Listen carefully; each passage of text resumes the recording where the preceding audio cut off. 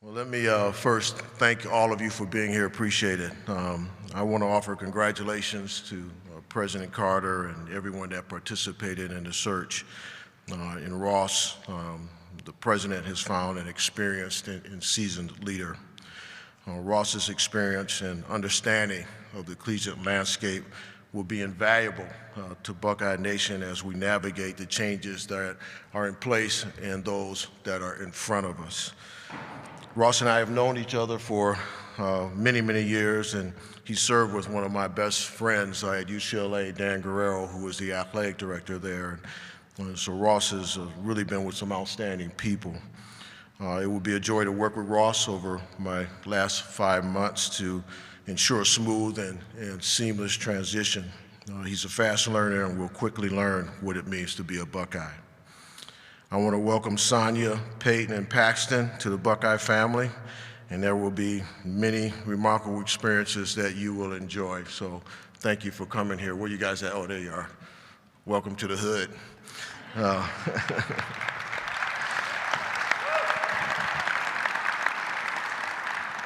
And Ross has a couple other family members here, so I want to say hi to them too. Welcome. Welcome to all of you. Today is a great day for Ohio State, the Department of Athletics, as we welcome this new leader. Ross inherits a department that is as strong as ever. We have great coaches, great support staff, and student athletes that we serve are phenomenal. They're the best of the best. We're positioned for increased success both now and well into the future. I've said this job has been the professional opportunity of a lifetime, and it has been. I feel 100% at peace because I know what Ross brings to this family. He's an outstanding leader, and I'm just so blessed and honored to have the opportunity to work with him over the next 5 months. But I will also share that it's been a blessing and an honor to work with our new president, who understands intercollegiate athletics, obviously understands higher education, is an outstanding leader in this industry. So let me introduce to you our 17th president, Ted Carter.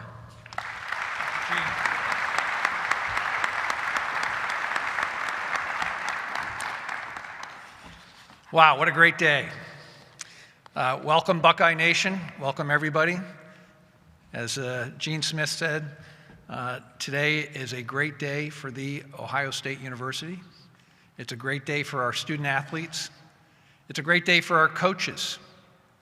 It's a great day for the Big Ten. And quite frankly, it's a great day for all of collegiate athletics. I want to say a special thank you to Gene Smith, 19 years of service to this great university. 19 years.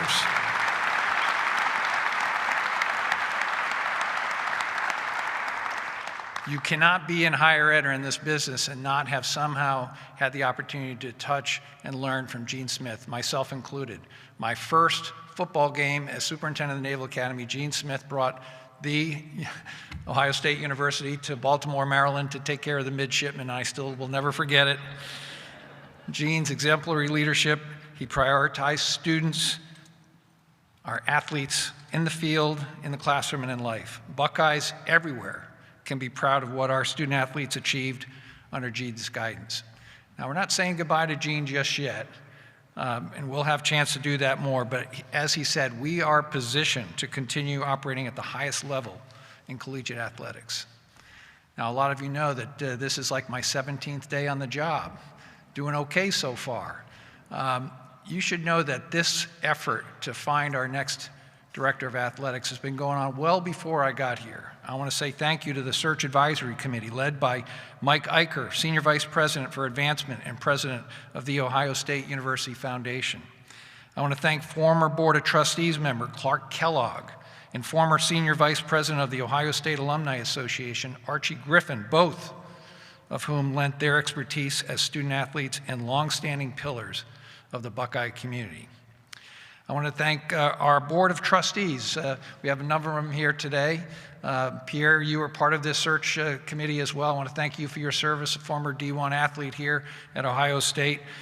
They will formally approve this hire in February. That is part of this process, but their support has been instrumental in us getting to here. The success of Ohio State athletics is an important priority for our student athletes, our alumni, and all of Buckeye Nation. I am confident that our future is in great hands. But as I said before when I got here, there's no replacing Gene Smith. We did seek to find someone who could build on his legacy and position our student athletes to win, athletically, academically, and in everything they do. I want everyone to know that when I did these interviews for this vaulted position, I was looking for three things. The first, I was looking for somebody that could come in and be a leader in a complex space, a university that has 36 D1 programs, 1,000 student athletes, a revenue stream of over $250 million.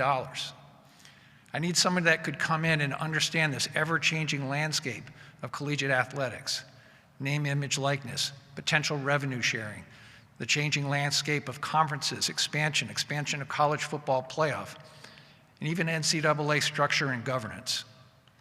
And finally, as the Big Ten is going to 18 universities, that's 18 chancellors and presidents, 18 athletic directors, I needed somebody that could come in and carry the true weight of the Ohio State University and that locker room of athletic directors.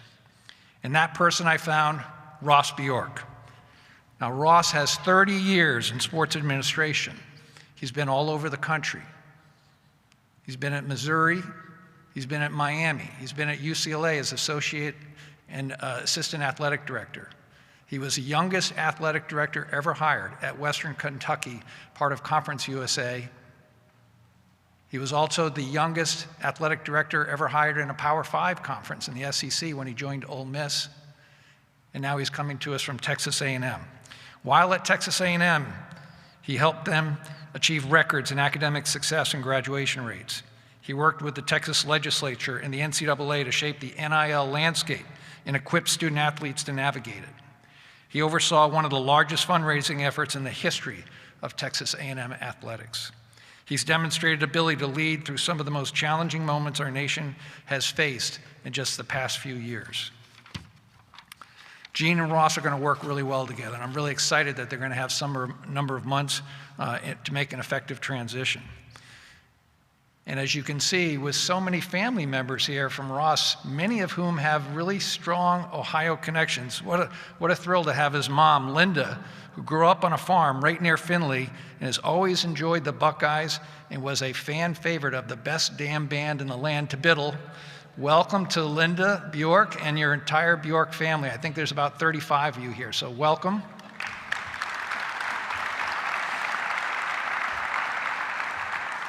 I also want to give a special welcome to wife Sonia, Peyton, and Paxton. Really enjoyed meeting you. You're going to be a great fit here. I just want to give a quick personal observation of interviewing Ross so that you know that there is a strong connection between the two of us. Ross struck me as not only a leader, but somebody who's passionate about sports, somebody who's a man that's been in the arena and experience like no other. He's relatively young, 51 years old. He's got a long runway out in front of him to be here and be our athletic director for a long time, like somebody I know named Gene Smith.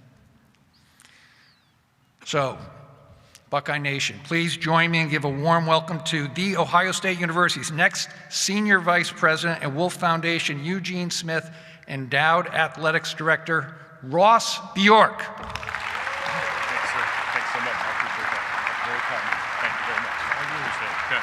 Okay. Thank you very much. Thank you. I'm going to get a little technology going here.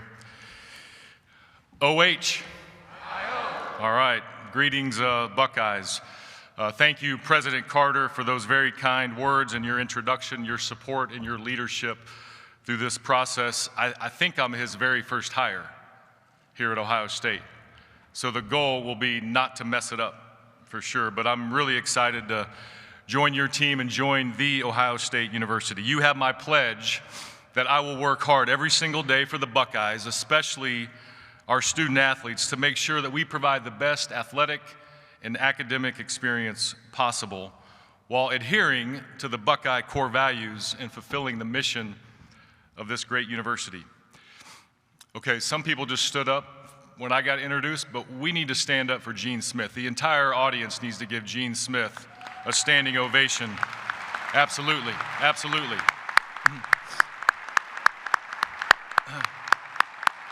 Absolutely. Gene, thank you for those remarks and your friendship and your mentorship over the years. I first met Gene Smith in the summer of 1997.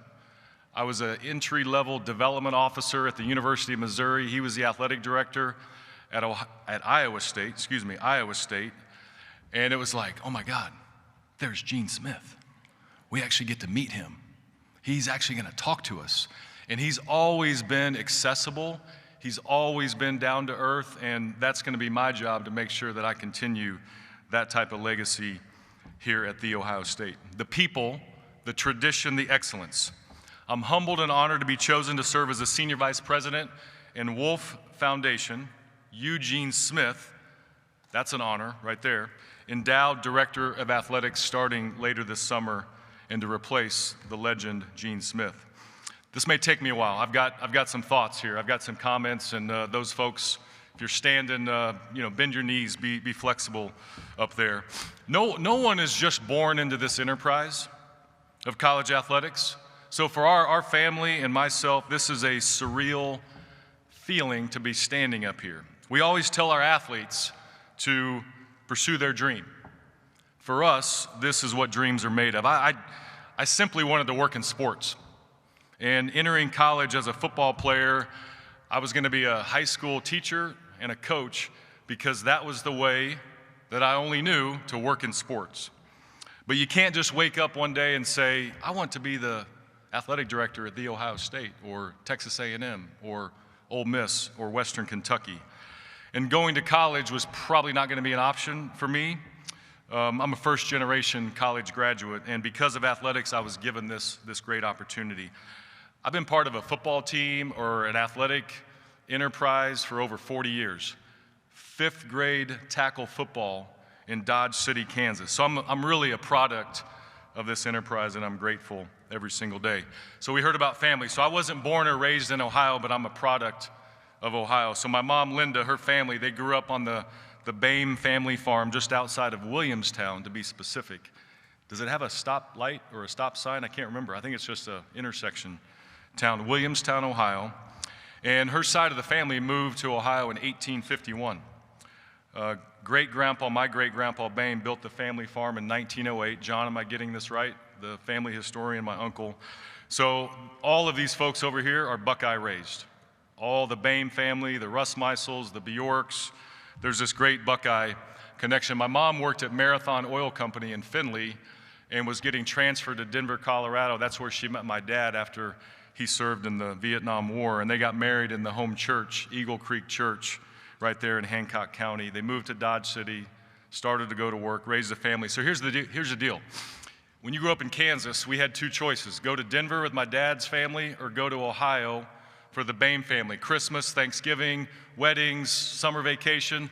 So if we came to Ohio, we'd find I-70 in Kansas, and we'd drive the whole way, no turns, until you got to Dayton, I-75 north.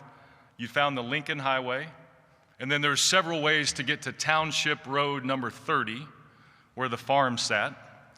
And it was really, this all kind of comes back. So when you get closer to the farmhouse, you would actually kind of like slow the car down. Do you guys remember this? And then you would turn on the gravel road, and I still remember the sound of that gravel. Peace, family, it's like, oh, we got to the farm. We get to see Grandma and Grandpa Boehm and all the cousins, and so just a neat sort of family full circle moment. Lots of thank yous. Student athletes, is any student athletes here? Is any student athletes here? I don't know if they could make it. Maybe there's a few that might be popping in and out. We've got athletic staff, coaches. I can't wait to work with all of you. President Carter, thank you so much for your leadership. The search committee, Mike Eicher as the chair. Interacting with Archie Griffin and Clark Kellogg, two legends, right? Two Buckeye legends. Board of Trustees led by Hero Fujudi. Really thank you for his leadership. John Zeiger, Pierre, thank you for serving on the search committee as well as a trustee member.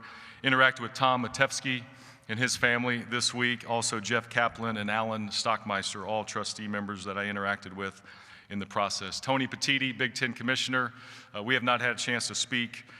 We've been texting each other and back and forth. He's in Big Ten meetings. Todd Turner, Collegiate Sports Associates. He was persistent in calling me.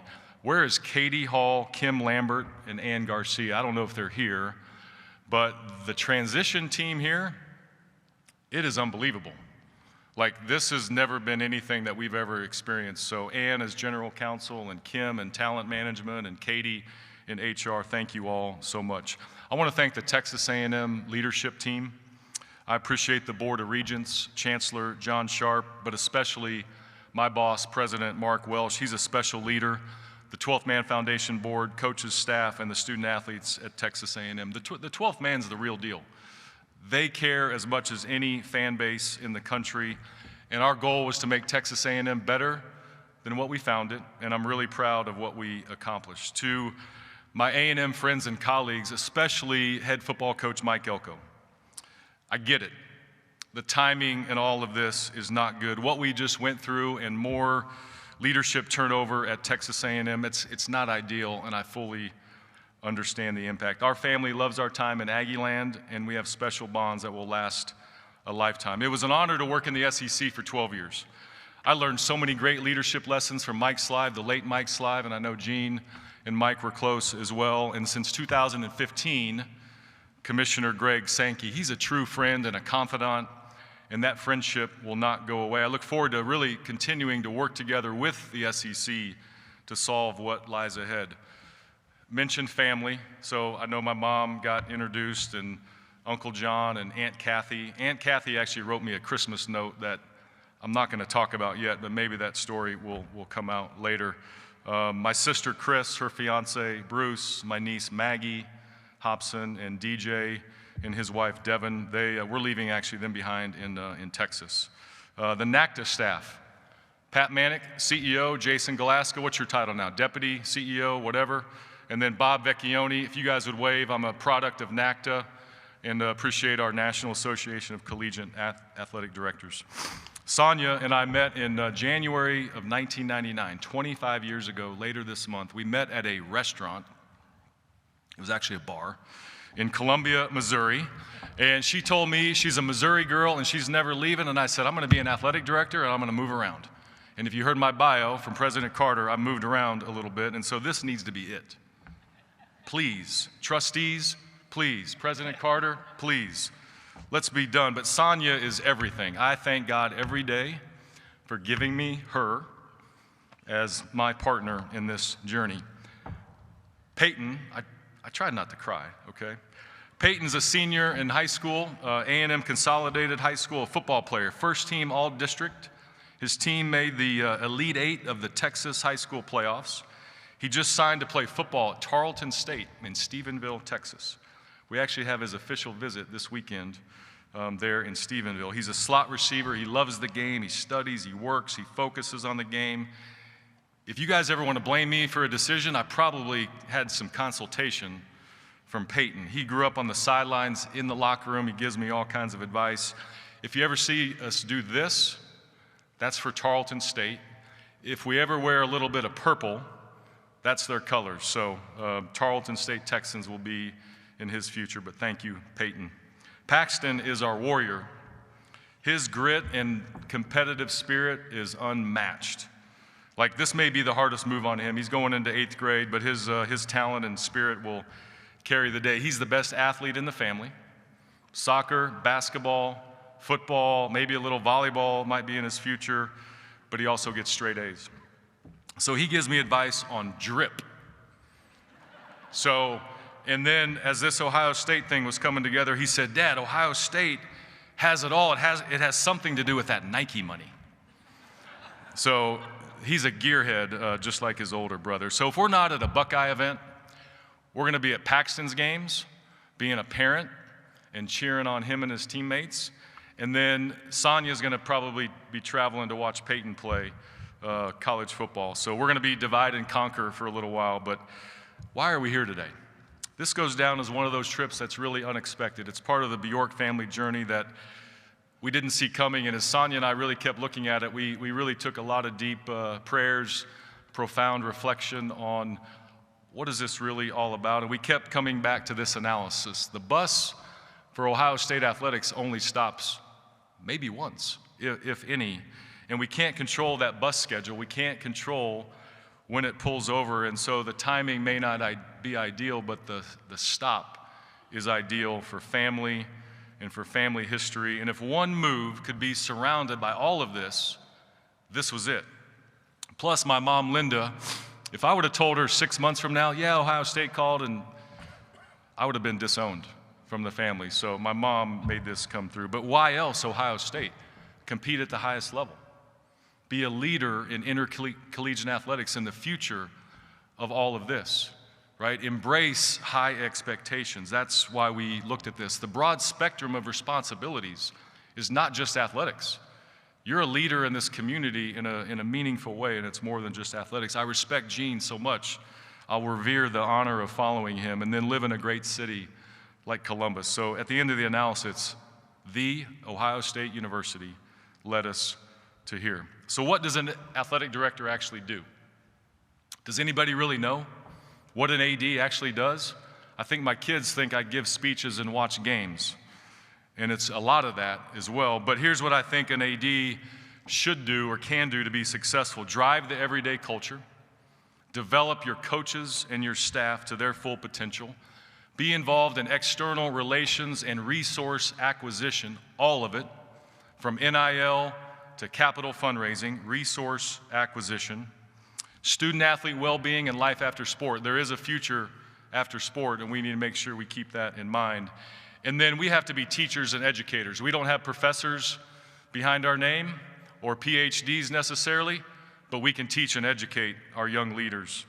The vision for OSU athletics under our leadership: maintain but enhance the culture in the department, innovate but grow upon what Gene has established, showcase and enhance the student-athlete experience, maintain but grow the academic profile if that's even possible. Essentially, don't mess that piece of it up. Cultivate meaningful relationships across all of Ohio State, Columbus, the state, nationally as well. Lead in the modern era. Be not afraid. Embrace high expectations. Win at the highest level. I get it. I know what we say, the school up north. I totally will get it, and every single day we will be ready and prepared. Integrity, education, people, excellence, respect, innovation, community, tradition. I don't have to bring any core values to this job. They're already well established. There are two things that we can control as an athletic staff: our attitude and our effort. How we think and how hard we work will carry the day. It's very simple. Nothing will work unless we do for the Ohio State athletics. I always say that athletics is not the most important thing on a campus. It's not even close. And think about here at the Ohio State. But we're the most visible. And really here, this is a public trust. This program belongs to the people of the state of Ohio. And with that comes great responsibility to do it the right way. No shortcuts, period. So I look forward to working with our athletic staff, our coaches. I told the coaches a few minutes ago that we have a get-to job. We get to come to work every single day to serve our student athletes, and they are the beginning and the end. Lastly, I'm going to hit on the future of college sports. I've been talking way too long, and my kids are like, "What are you talking about, Dad? Get off the stage." Here's what we have to do. Based on my experience and based on where we are today, here's some bullet points. We must create a model that intersects sports and the academy, the education academy. We need a model that looks after each individual sport, our athletes, our recruiting calendars, and fair competition. We need to chart a new course for the financial arrangement, the financial agreement between the athlete and the institution. And we can call that whatever we want, but that's where we're going. We need to recreate that model, period. It's past time to sit down with our athletes, understand what they want out of this experience, and some may call that bargaining, negotiating. It's called communicating, and it's called coming up with the right plan. We need to deconstruct and recreate the antiquated NCAA governance and divisional structure. At a minimum, there needs to be consolidation of the highest resource programs around a new financial and governance model. We either take action now, or action will continue to be taken upon us. Enough conversations, enough lobbying, enough legal battles.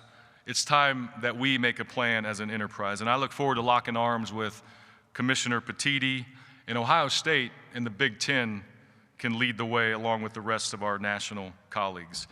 At the end of the day, in this enterprise, if we take down our barriers, our silos, and get stuff done, like we can figure this out. So how do we create a legally defensible and sustainable model? College athletics, we are here to stay. We will still have games, we will have athletes, we will have education. And Buckeye Nation, I cannot wait to get started later this summer. It's gonna be a great, great ride. And OH, IO, thank you all so much.